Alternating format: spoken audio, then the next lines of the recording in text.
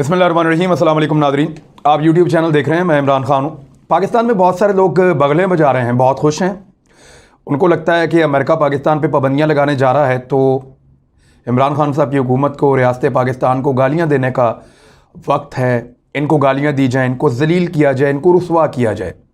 एक तो मैं आपको लंबी फहरिस्त दे सकता हूँ उन मुल्कों की जिन मुल्कों के ऊपर अमेरिका पाबंदियाँ लगाता है या लगाता चला आ रहा है। ईरान के ऊपर पाबंदियाँ लगाता है। ये लोग कहते हैं कि ईरान के साथ अमेरिका इसराइल की वजह से बहुत ज़्यादती करता है, ये लोग खुद कहते हैं।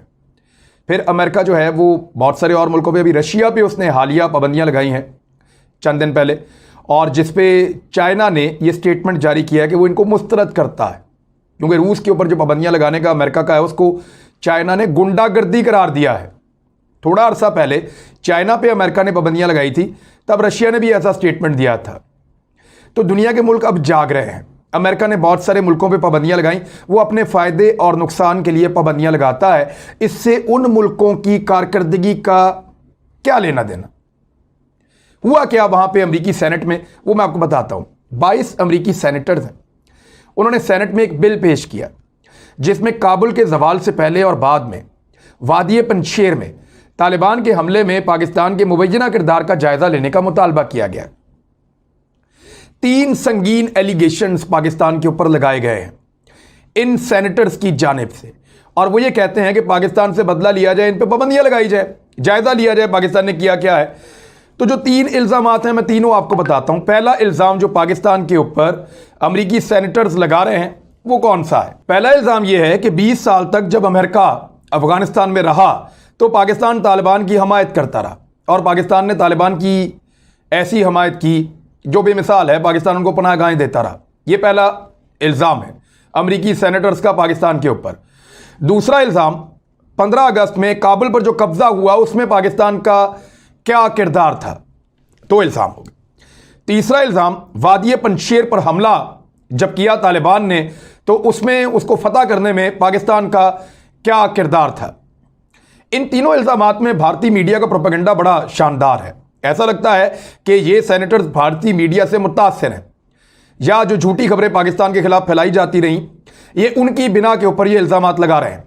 तीनों इल्ज़ामात का जवाब हाज़िर खिदमत है। नंबर 1, 20 साल तक पाकिस्तान तालिबान की हमायत करता रहा, और उस हमायत की वजह से पाकिस्तान के 80 लाख शहरी शहीद हो गए।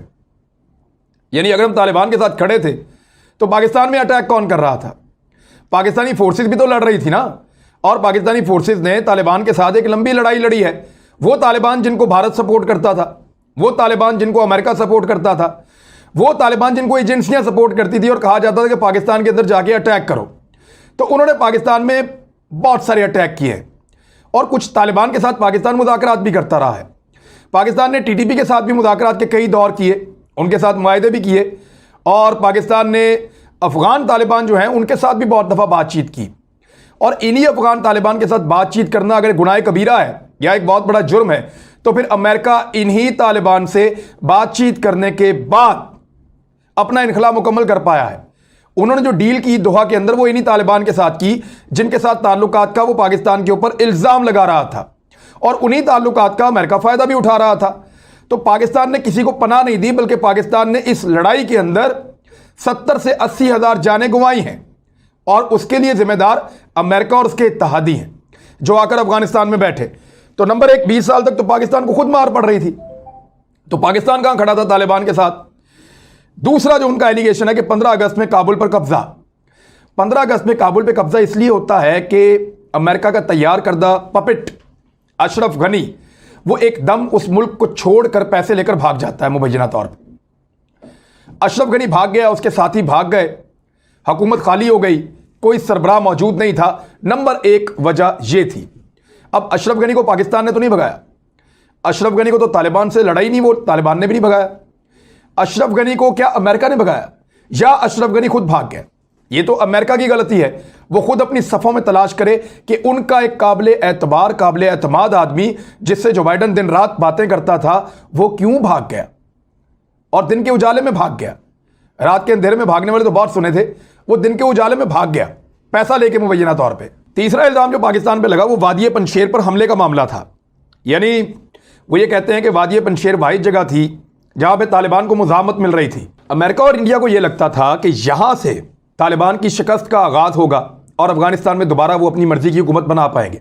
लेकिन पंजशेर में जो ताकत इकट्ठी हुई वो ज़्यादा देर टिक नहीं पाई और तालिबान ने उसको भी फतह कर दिया। उस पर एक तीसरा जो एलिगेशन पाकिस्तान पे लगा वो ये है कि उसके पीछे भी पाकिस्तान था और कुछ भारतीय रिपोर्टों का हवाला दिया गया। अब भारतीय रिपोर्टों के अंदर जो वीडियो गेम चलाई गई है कि पाकिस्तान फिजाई हमला कर रहा है, उसके बाद अमेरिकन का ये हवाला या ये मुतालबा या ये एलिगेशन, उसकी क्या हैसियत रहती है? भारतीय मीडिया ने तो सेरेना होटल के 5वें फ्लोर पे आईएसआई का हेडक्वार्टर बनाया हुआ था, हालांकि उसके टोटल 2 फ्लोर हैं, तो वो भी उनका प्रोपेगेंडा था। तो जो प्रोपेगेंडा किया गया इंडिया की जानिब से, अमेरिकन ने उसकी बुनियाद के ऊपर पाकिस्तान को एलिगेशंस लगाए हैं। अगर पंजशेर के अंदर वाकई वो चाहते थे कि मुज़ाहमत करने वाले या तालिबान से लड़ने वाले बागी तालिबान उनको कहते हैं, अगर उनकी कामयाबी इनके लिए ज़रूरी थी तो अमेरिका अपनी एयरफोर्स ले जाता, इंडिया अपनी एयरफोर्स ले जाता और ले जाके वहाँ तालिबान का मुकाबला करता। अगर पाकिस्तान तालिबान की हमायत में वहाँ खड़ा था तो अमेरिका और इंडिया या बाकी मुल्क तालिबान के खिलाफ जाके वहाँ खड़े हो जाते। उनको किसने मना किया था? तालिबान ने वो लड़ाई खुद जीती है और तालिबान ने पूरी लड़ाई खुद जीती है। काबुल फतह हो गया इसलिए कि 3 लाख ट्रेंड फौजियों ने, जिनके पास दुनिया के बेहतरीन हथियार थे, जिनके ऊपर 88 अरब डॉलर्स अमेरिका ने खर्च किए थे जिससे एक बेहतरीन फौज बन सकती है, इतना पैसा, इतनी एयरफोर्स, ये सारा कुछ उन्होंने हथियार फेंक दिए थे। वो तालिबान से लड़े ही नहीं और उनके हुक्मरान भाग गए, वो करप्ट थे और अमेरिकन अब खुद ये बात कह रहे हैं। तो ये जो मुतालबात हैं तीनों, ये सिर्फ इसलिए हैं कि अमेरिका अपनी शिकस्त का मलबा किसी और मुल्क पर डालना चाहता है। ये इस वक्त अमेरिका पाकिस्तान पे दबाव क्यों डाल रहा है, ये मलबा पाकिस्तान पे इस वक्त क्यों डाला जा रहा है, बड़ा सवाल है। इसका जवाब मैं आपको अभी देता हूं। ये अगली खबर सुने आप। तालिबान कह रहे हैं कि अमेरिका अफगानिस्तान पर ड्रोन परवाजें फौरी तौर पर बंद करे वरना नताइज भुगतने के लिए तैयार हो जाए। यह बैनुल अक़वामी कवानीन की खिलाफ वर्जी है कि हमारी फिजाई हदूद पे अमेरिका अपने ड्रोन चला रहा है। दोहा में किए गए जो वादे थे अमेरिका की जानिब से, ये उनकी भी एक खिलाफ वर्जी है। इनखिलाफ मुकम्मल हो चुका है। अमेरिका हमारे ऊपर ये ड्रोन की परवाजें फौरी तौर पर बंद करे। तालिबान को कैसे पता चलता है कि हज़ारों फुट की बुलंदी के ऊपर ड्रोन उड़ रहे हैं?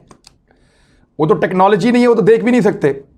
एक्चुअली उनको चीन और रशिया बताते हैं कि अमेरिकन ड्रोन्स आज भी आपकी फिजाई हुदूद की खिलाफ वर्जी कर रहे हैं, इन एरियाज में आके परवाजें कर रहे हैं। अमेरिका उन ड्रोन्स को कोई दहशतगर्दी के खिलाफ इस्तेमाल नहीं कर रहा। वो ये देखना चाहता है कि मैं निगरानी करूं कि चाइना यहां क्या कर रहा है, रशिया क्या कर रहा है, सेंट्रल एशिया, ईरान और पाकिस्तान, वो इस खित्ते में क्या करने वाले हैं। यहां बहुत कीमती मादनियात हैं, बहुत कीमती धातें हैं। अमेरिकन कंपनियों की उन पर नजर है, वो नहीं चाहते कि कोई और यहां पे आके काम करे। लिहाजा वो तालिबान के ऊपर, उनकी हुकूमत के ऊपर और यहां पे काम करने वाले बाकी मुल्कों के ऊपर नजर रखना चाहते हैं, जो इस खित्ते के मुल्क नहीं चाहते। इसी बुनियाद पे तालिबान ने अमेरिका को वार्निंग दी है कि आप इन ड्रोन्स को यहां से ले जाएं। अमेरिका के लिए प्रॉब्लम क्या है और पाकिस्तान पर दबाव क्यों डाला जा रहा है? पाकिस्तान वो वाहिद मुल्क है जिसकी फिजाई हदूद को इस्तेमाल करते हुए अमेरिका पहुंचता है अफगानिस्तान तक। क्योंकि इनखला मुकम्मल हो चुका है तो पाकिस्तान किसी भी वक्त अमेरिका को यह रिक्वेस्ट कर सकता है या कह सकता है कि आप हमारी फिजाई हदूद से अपने ड्रोन्स या निगरानी करने वाले तैयारों को गुजारना बंद कर दें। और इसमें फिर चाइना, रशिया, ये मुल्क पाकिस्तान का साथ देंगे, डेफिनेटली देंगे। जब पाकिस्तान अक़वाम मुत्तहिदा में या आलमी सतह पर यह कहेगा कि अमेरिका हमारी फ़िज़ाई खुद मुख्तारी को चैलेंज कर रहा है, हमारी फ़िज़ा के ऊपर से ड्रोन्स या तैयारे जो बहुत बुलंदी पे उड़ते हैं, जिनको हम मारने की कैपेसिटी नहीं रखते फ़िलहाल, लेकिन उनको लेकर जा रहा है और अफ़गानिस्तान जा रहा है, तो फिर पाकिस्तान ये आवाज़ जब उठाएगा तो दुनिया में पाकिस्तान की बात सुनी जाएगी कि आप किसी की खुद मुख्तारी को चैलेंज तो नहीं कर सकते। ये तो आलमी कवानीन की खिलाफ वर्जी है और तालिबान ये पहले ही कह चुके हैं। तो अमेरिका को इस खित्ते पे नज़र रखनी है। वो ये चाहता है कि पाकिस्तान को कम से कम इतने दबाव में रखा जाए कि पाकिस्तान से अपने मुतालबात तस्लीम करवाए जाए। अब इसके लिए पाकिस्तान पे पाबंदियों की एक तलवार लटकाई जाएगी। मुमकिन तौर पे कुछ पाबंदियां लगाई भी जाएंगी और कुछ पाबंदियों को होल्ड कर दिया जाएगा। पाकिस्तान के ऊपर अमेरिका मुकम्मल तौर पे पूरी पाबंदियां कभी भी नहीं लगाएगा। उसकी वजह यह है कि ईरान पे जब मुकम्मल पाबंदियां अमेरिका ने लगा दी तो उसके बाद फिर वो अमेरिका ईरान से एक बात भी नहीं मनवा सकता, क्योंकि और उनका कुछ बिगाड़ा ही नहीं जा सकता। जो पाबंदियां आपने लगानी थी वो तो आपने लगा दी। अब उनसे आप क्या काम ले सकते हैं? कोई काम आप उनसे नहीं ले सकते। वो करेंगे भी नहीं जब तक आप पाबंदियां नहीं उठाएंगे। लिहाजा पाकिस्तान के ऊपर भी अमेरिका पूरी पाबंदियां नहीं लगाएगा, लेकिन पाबंदियों की तलवार भी लटकाएगा, कुछ हद तक तंग भी करेगा। मैं पिछली वीडियोस में ये कह चुका हूं, बार बार कह चुका हूं कि ज़हनी तौर पे तैयार रहिए। आपने जो कहा एब्सोल्युटली नॉट, आपने जो कहा कि इस खित्ते में एक नई जंग हम नहीं लड़ना चाहते, आपने जब कहा कि अमेरिका की जंग खत्म हो गई, अमेरिका यहां से चला गया, लिहाजा खित्ते के मुल्क खुद तय करेंगे कि हमने कैसे आगे बढ़ना है, ये बातें अमेरिका को पसंद नहीं आएंगी। उन्हें गुस्सा आएगा इनके ऊपर, और उनके मुल्क के अंदर पूछगछ हो रही है। वो इसको एक इनखला के तौर पे नहीं देख रहे, वो इसको एक शिकस्त के तौर पे देख रहे हैं, और उस शिकस्त का रोना इस वक्त अमेरिका में सुना जा रहा है। उनके जर्नैल, उनकी इंतजामिया, उनके सेनेटर्स इसका मलबा डालने के लिए कोई जिम्मेदार ढूंढ रहे हैं। पाकिस्तान से बेहतर जिम्मेदार कौन हो सकता है? लिहाजा जिम्मेदारी पाकिस्तान के ऊपर डालो, इनके ऊपर पाबंदियों की तलवार लटकाओ, वो थोड़ी बहुत पाबंदियां लगाओ भी, इनको डराओ और इनके फिजाई रस्ते को इस्तेमाल करो, और इस खित्ते में नजर रखने के लिए पाकिस्तान को मजीद दबाव में लो। ये है उनका एजेंडा जिसके ऊपर वो काम कर रहे हैं। मैं माजी में आपको बता चुका हूं, कई वीडियोस में ये बात कर चुका हूं कि पाबंदियां आएंगी, मुश्किलात भी आएंगी, आपका रास्ता रोका जाएगा, लेकिन मुझे ऐसा लगता है कि इस मर्तबा जो पाकिस्तान का रास्ता रोकेगा वो पाकिस्तान के साथ भला करेगा। पाकिस्तान ज्यादा अपने पैरों पर खड़ा होगा। हम मुश्किलात ज़रूर देखेंगे, परेशानियां ज़रूर देखेंगे, लेकिन अपने पैरों पे खड़ा होना शुरू करेंगे। हम अपना इन्हिसार कम से कम करें मगरिब के ऊपर, अपना इन्हिसार कम से कम करें दूसरे लोगों पे, और अपने मुल्क को खुद बनाना शुरू करें। यह एक नए दौर का आगाज़ हो सकता है। इसमें महंगाई आ सकती है, गुर्बत और परेशानियां आ सकती हैं, लेकिन यह आपको बहुत कुछ देकर भी जाएगा। मिसाल के तौर पर पाकिस्तान ने कभी कोई चीज़ नहीं बनाई थी, आज पाकिस्तान में वैक्सीन बनती है, आज पाकिस्तान में वेंटिलेटर्स बनते हैं, आज पाकिस्तान में और बहुत सारी चीज़ें हो रही हैं। पाकिस्तान के अंदर कभी भी मोबाइल फ़ोन सारे 100% बाहर से आते थे, आज पाकिस्तान में बनने वाले मोबाइल फ़ोन ज़्यादा हैं, बाहर से आने वाले कम हैं। तो ऐसे पाकिस्तान आहिस्ता आहिस्ता अपना इन्हिसार दुनिया से कम कर सकता है। हमारे अंदर पोटेंशियल है, टैलेंट है, हम ये कर सकते हैं। यहां पे कुछ लोग कह रहे हैं कि पाकिस्तान शायद सेलिब्रेशन कर रहा था जब अफगान फतह कर रहे थे। भाई क्यों ना करें, क्यों ना खुश हों।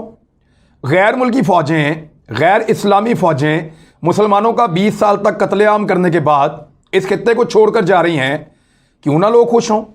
लोग तो खुश हुए, लोगों को लगा कि आज़ादी मिल रही है, लोगों को लगा कि वो बच रहे हैं, लोगों को लगा कि वो अपनी किस्मत का फैसला खुद कर सकते हैं। और भंगड़े वंगड़े तो किसी ने नहीं डाले, खासतौर पे हुकूमत में तो हमने नहीं देखा। अगर हुकूमत भंगड़े डाल रही होती तो अब तक तालिबान को तस्लीम कर चुकी होती। इस हुकूमत के भी तालिबान से मुतालबात हैं। पहला मुतालबा कि हर हाल में पाकिस्तान के अंदर दहशतगर्दी अफगान सरजमीन से बंद की जाए। दूसरा मुतालबा, वहां पे एक ऐसी हुकूमत बनाई जाए जिसमें तमाम फरीकैन, यानी शिया भी शामिल हों, सुन्नी भी शामिल हों, बाकी फिरकों के लोग भी शामिल हों, उज़्बेक, ताजिक, ये सारे लोग शामिल होने चाहिए। इनको शामिल किया जाए, एक मुश्तरका हुकूमत वहां पे बनाई जाए। तीसरा, इंसानी हकूक का ख्याल रखा जाए, और फिर हम बाकी खित्ते के साथ मिलकर एक मुश्तरका फैसले में तालिबान की हुकूमत को तस्लीम कर सकते हैं। पाकिस्तान ने तस्लीम तो नहीं किया और किसी ने अब भंगड़े नहीं डाले। सब ने यही कहा कि अमेरिका को जाना था और यही इस मसले का हल था। अल्टीमेटली वो चला गया है। अब अफगान अपना फैसला खुद करेंगे, और हम ये चाहते हैं कि ये 3-4 चीजें हैं उसकी श्योरिटी दे अफगानिस्तान। लेकिन यहां पे कुछ दीवाने किस्म के तज्जियाकार को बैठ के ये कह रहे हैं ये पाकिस्तान ने जनाब देखें अपने पाँव पे खुद कुल्हाड़ा मारा, अमेरिकन को नाराज़ कर दिया। हमने अमेरिकन को नाराज़ नहीं किया, उनका बेड़ा गर्क कर दिया हमने। वो हार के निकले हैं, चोट खा के, जलील और रुसवा होकर यहां से निकले हैं। उनका सुपर पावर का स्टेटस खतरे में पड़ रहा है। आने वाले 10 सालों में पता नहीं वो सुपर पावर रहेंगे या नहीं रहेंगे, लेकिन कुछ अमेरिका के पिट्ठू, कुछ मगरिबजादे और कुछ उनके तसल्लुत में रहने वाले या उनकी गुलामी को दिमागी तौर पे एक्सेप्ट करने वाले काठे अंग्रेज, ये तज्जियाकार जो है वो दिन रात कह रहे हैं कि अमेरिका बहादुर नाराज हो गया तो पता नहीं क्या हो जाएगा। अल्लाह की नाराज़गी की फिक्र करें और अपने पैरों पे खड़ा होना सीखें। मुश्किलात आती हैं जब आप सर उठाते हैं तो सर उठाने की कीमत देनी पड़ती है, बाज़ औक़ात सर कटा के भी। आप वाक़यात तो करबला के बताते हैं कि आप में इतनी हिम्मत है कि थोड़ी देर के लिए दुनिया के सामने खड़े हो जाएं, अपने गिरबान में भी झांकिए। अब तक के लिए इतना ही। अपना ख्याल रखिएगा, अपने इस चैनल का भी। अल्लाह हाफ़िज़।